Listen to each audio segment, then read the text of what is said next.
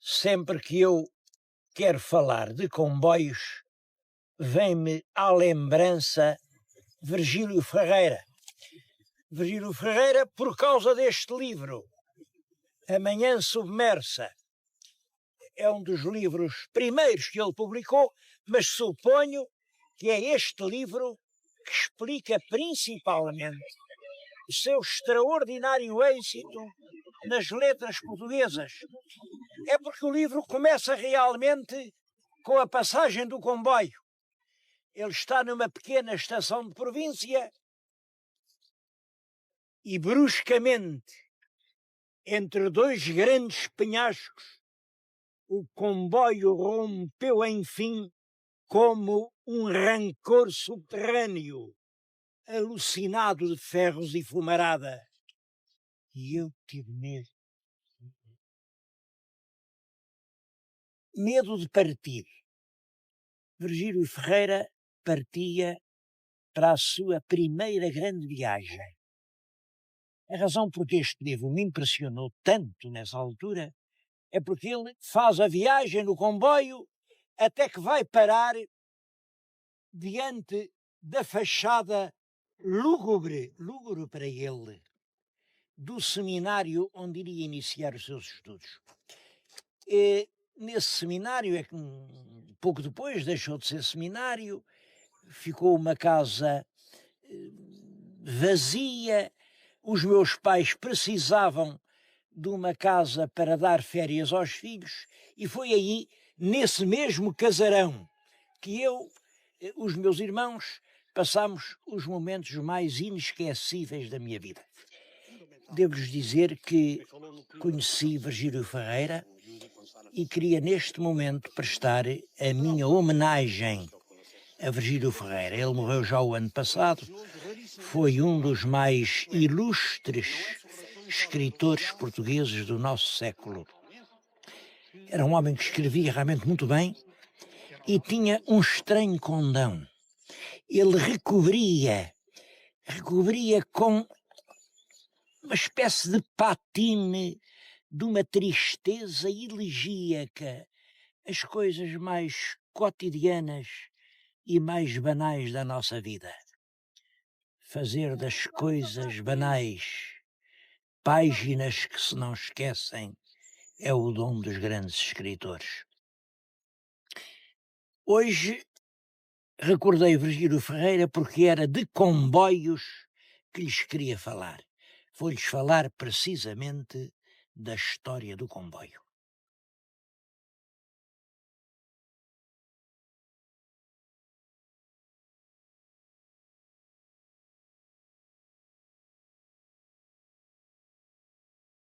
Eu gostava um dia de poder contar a história do comboio. Bom, e naturalmente o sítio ótimo para contar uma história do comboio em Portugal seria o Museu do Comboio em Portugal. Infelizmente, não há. Esta é uma situação paradoxal. A gente tem uma grande companhia Caminhos de Ferro, que é a CP. A companhia tem imensas secções de coisas antigas, de museu. Olhem, há assim secções museológicas. Secções museológicas é como quem diz uma fatia de museu. Há em Valença, há em Braga, há no Lousado, há no Arco de Baúlho, em Chaves, em Bragança, na Massinhata do Voga, em Lagos, em Estremoz, em toda a parte, bocados de museu. Bastava juntar esses bocados todos e teríamos já um belo museu. Eu não lhes falei da secção mais importante, que é esta em que estou, que é a secção museológica de Santarém. Bom, ainda não é um museu, mas já está muito perto. E começa por onde devia começar. Aqui, na primeira parede, está um retrato já envelhecido, numa moldura desprezada, um velho retrato de família do homem que desencadeou em Portugal o processo da instalação dos comboios. É o grande Fontes Pereira de Melo. é Fontes, é este homem. Ele era engenheiro, era um homem de espírito prático, vinha da Politécnica. Este homem não acreditava muito lá nas teorias, lá nos argumentos, acreditava muito mais nos instrumentos. O que faz andar a gente não é palavreado, não é palavreado. São realmente os caminhos que se constroem. E é essa mentalidade utilitária, positivista do Fontes, que abre o caminho ao comboio. Porque, por exemplo, antes dele houve tentativas, o Costa Cabral quis fazer o comboio, mas como? Queria primeiro, com os impostos, com a massa dos impostos, arranjar o dinheiro bastante para fazer uma sociedade, era uma sociedade de 20 mil contos. Senhor, os impostos não chegavam nem para pagar as despesas correntes. Como é que ele havia de fazer o comboio? E veio Fontes e diz, não, quem é que vai tirar os proveitos do comboio? São as gerações que virão depois de nós. E quem goza é quem tem de pagar. Portanto, a gente para o comboio vai pedir dinheiro emprestado.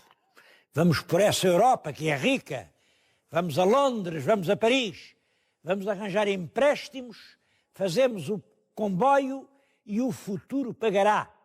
Isso tornou possível que realmente rapidamente esta decisão é tomada em 1851, depois da regeneração. Em 56, ainda foram precisos 5 anos, o primeiro troço de comboio chega até ao Carregado, como veem, enfim, são 30 quilómetros, também não foi muito. Mas pouco depois, nessa década de 50, de 60, o comboio chega às principais regiões do país. Esta secção aqui de Santarém tem muitas coisas comoventes. Eu venho encontrar aqui lembranças da minha infância, quando eu ia para a Beira Baixa com o comboio, pouca terra. Lembro-me de coisas que ficaram na minha memória. Olha, por exemplo, isto. As pessoas da minha idade ainda se lembram disto. Isto era o toque que o capataz da manobra dava para o chefe da estação saber que estava tudo pronto. Aí o chefe tinha um grande boné e tinha um apito. O apito era este. Não é? Estava nisto. Apito pequeno, ele apitava, fazia uns trinados com isto, vamos ver se isto ainda apita. Era isto. Isto queria dizer que o comboio estava em condições de andar, mas ainda faltava aí, era o condutor do comboio, que dava ordem ao maquinista com uma coisa mais pequena, era esta. Depois do apito, não sei se lembra, eu lembro naquelas noites, nas sarnadas, quando o comboio ia ali, já a subir as ladeiras da Beira Baixa, ouvia-se ainda um terceiro toque, e pouco depois deste, segundos depois deste, que era o toque do condutor ao maquinista, o comboio começava a resfolgar, e lá ia entrando na minha terra. Não imaginam a emoção, essa emoção que era, depois de longas horas de comboio, a gente chegar, enfim, à nossa terra.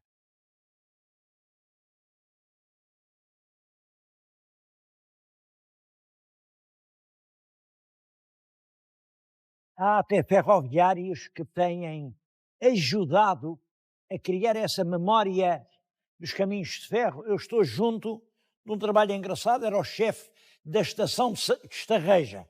Fez aqui a estação de Estarreja e o comboio que vai a caminho do Porto, um trabalho dele.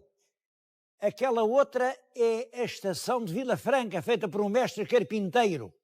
Lá atrás está a estação de Pedras Rubras, feita por um pintor também ferroviário.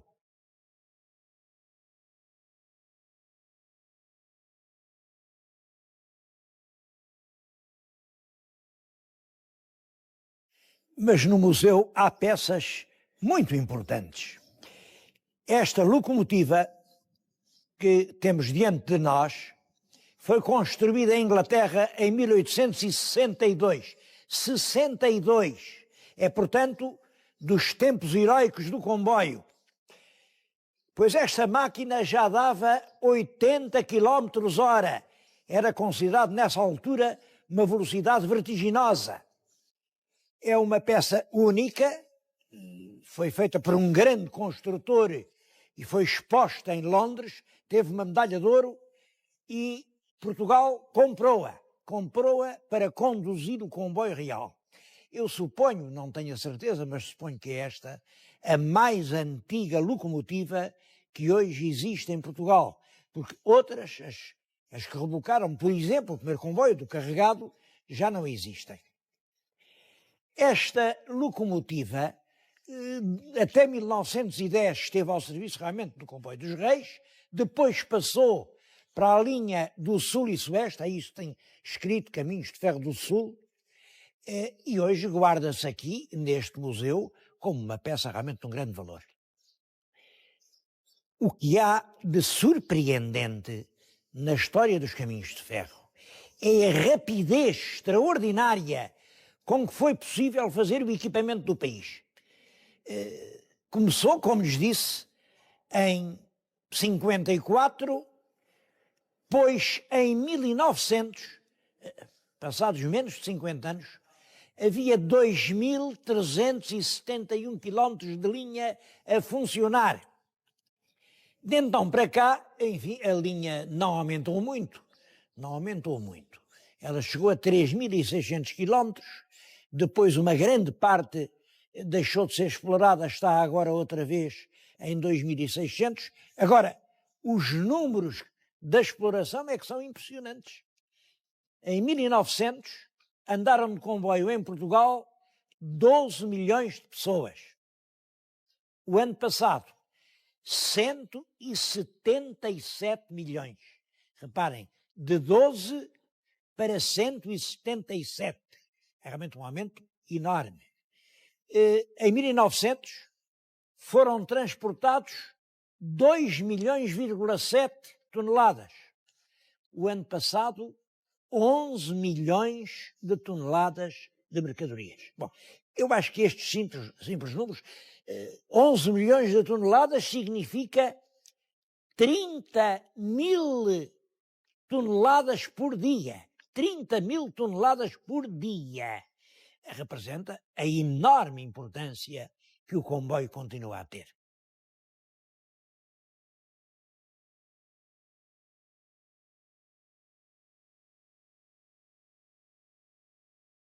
Mas aquela locomotiva tem uma história realmente bonita.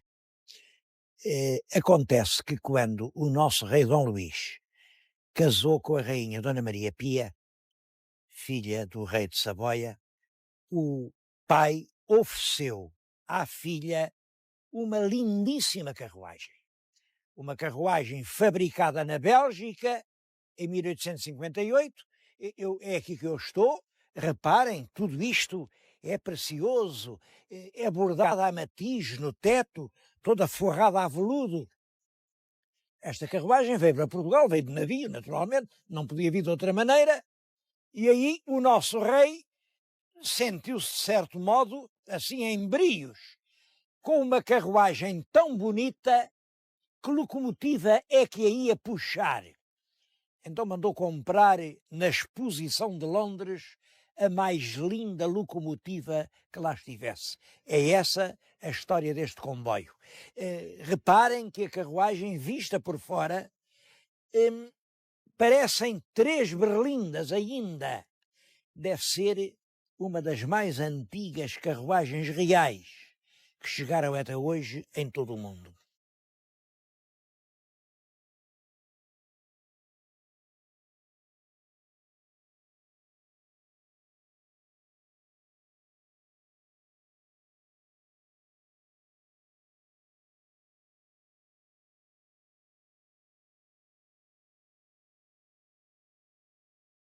Estes documentos de que lhes falei estão aqui na secção museográfica de Santarém.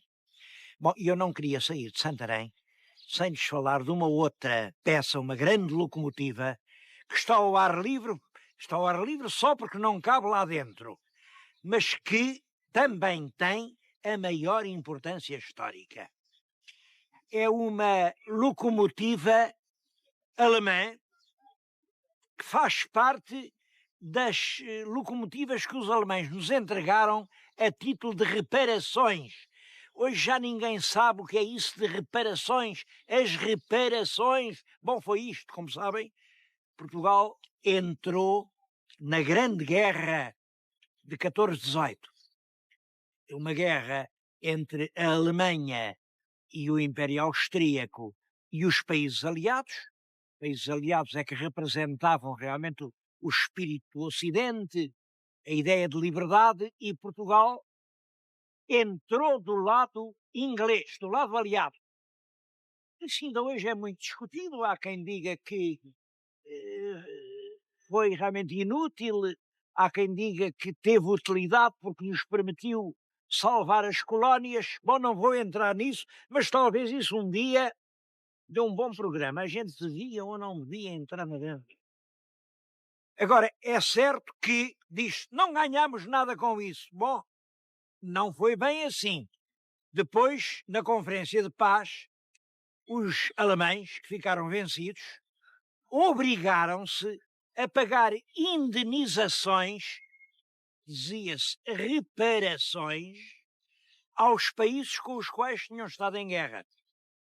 E as reparações entregues a Portugal foram em grande parte constituídas por material ferroviário. Muitas locomotivas, algumas carruagens. Bom, de tudo isso resta hoje este monumento que está na nossa frente.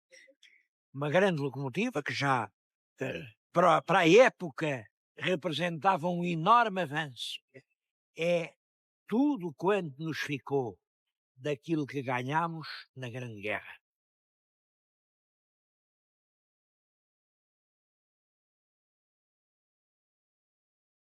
Os grandes anos do comboio em Portugal são aquelas décadas de 1850 a 1890. São aqueles 40 anos. Porque em 90 dá-se uma crise financeira muito grave, havia crédito a mais, começa uma decadência, e embora se continuassem a fazer comboios até ao nosso século, até cerca de 1930, pode-se dizer que o grande tempo do comboio é a segunda metade do século XIX. E o comboio mudou a face do país. De certo modo, é com o comboio que entra em Portugal a civilização moderna. É o comboio que dá ao português a noção da rapidez, do andar depressa.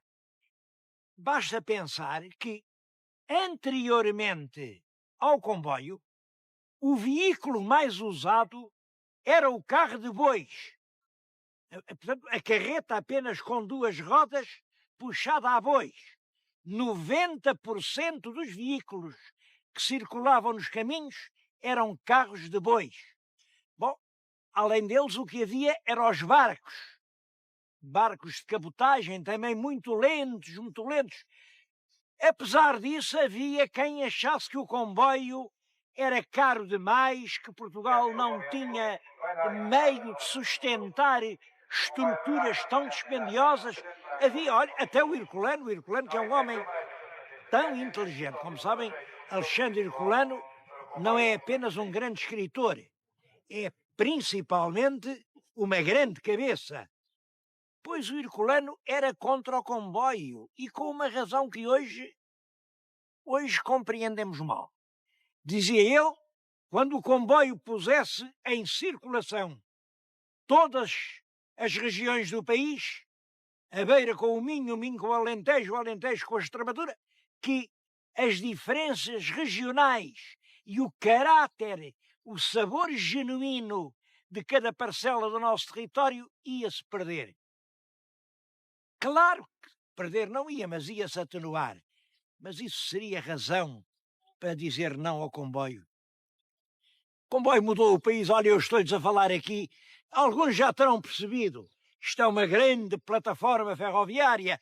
É um dos principais centros ferroviários portugueses. é o entroncamento. Hoje é uma cidade, e uma cidade muito progressiva.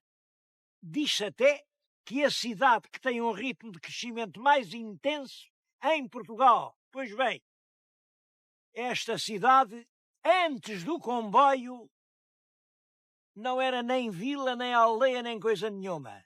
Eram mansos olivais aqui nestas colinas.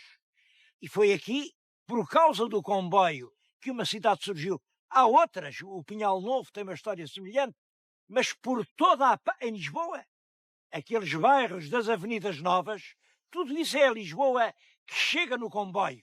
A Lisboa que agora pode vender os seus produtos. A Lisboa que já... Enfim, o pequeno proprietário que vende o seu vinho, vende o seu trigo, vende o seu azeite e pode mandar o rapaz estudar a Coimbra. É a pequena burguesia, a classe média que se forma a partir do comboio. O comboio tem depois, como sabem, uma época de declínio. É quando começa a ter de concorrer com um outro meio igualmente importante. Isso vai começar, eu ainda me lembro, ali na década de 1930, 40. É a caminhonete que chega a toda a parte. Caminhonete de carga, agora já tem estradas de macadã, chega às aldeias, carrega, traz às cidades. Muita gente começa a partir 40, 50 a usar o seu automóvel e hoje, como todos sabem, assiste-se assim a uma espécie de meeting. Vamos lá ver de quem é o mundo. É do comboio ou é do automóvel? Isso é uma coisa, também vale a pena pensarmos nisso.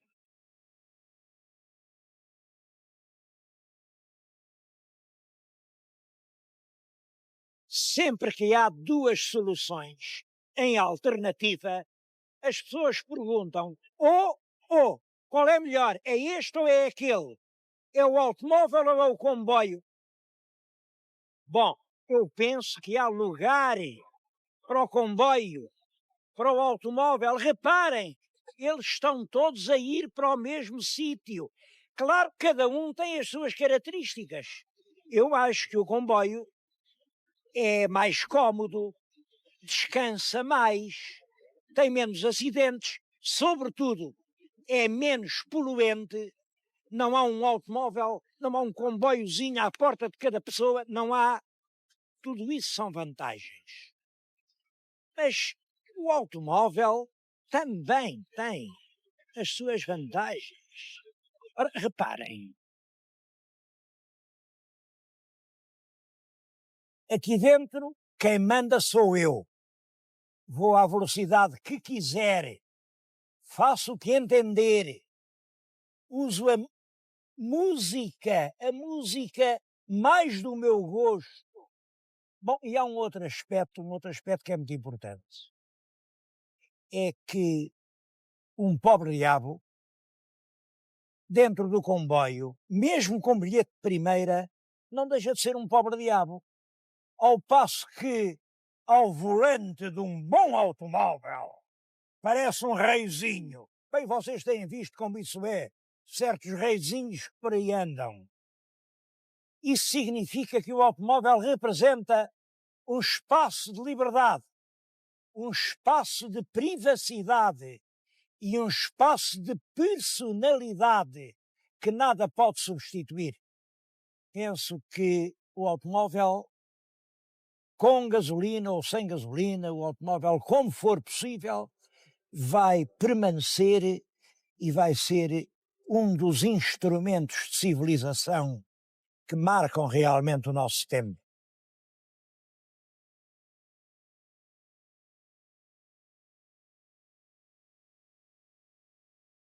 E o futuro?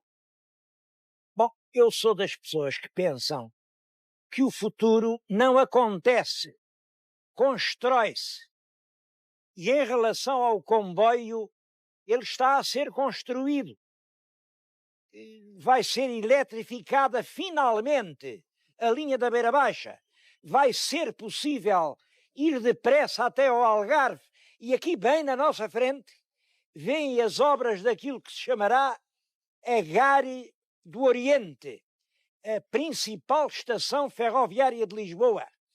Dizem-me os técnicos que quando abrir a Expo será possível em 2 horas viajar daqui ao Porto. Penso que se esses progressos realmente se realizarem, o comboio tem futuro em Portugal. O futuro é sempre de quem o sabe ganhar.